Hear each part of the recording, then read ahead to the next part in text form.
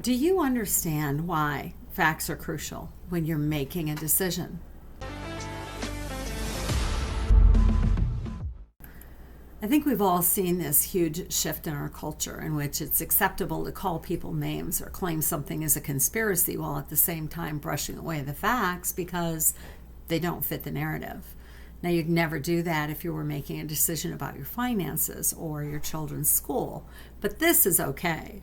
Unfortunately, you can't legitimately win an argument by ignoring the facts, and so instead people are screaming names at the top of their lungs or blowing whistles, hoping that facts will be drowned out by 5-year-old name calling and 2-year-old temper tantrums. For anyone who's thinking critically, it's obvious that calling someone a name does not make that someone what they're being called.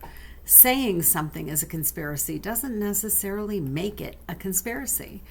Yet, if you've noticed, calling someone a conspiracy theorist can almost always make that individual less legitimate in the eyes of other people.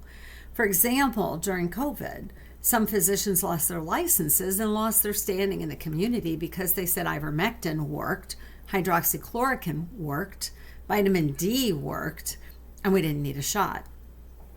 These doctors and nurses and other medical professionals were labeled conspiracy theorists, but 6 years later, everything they said has been shown to be true.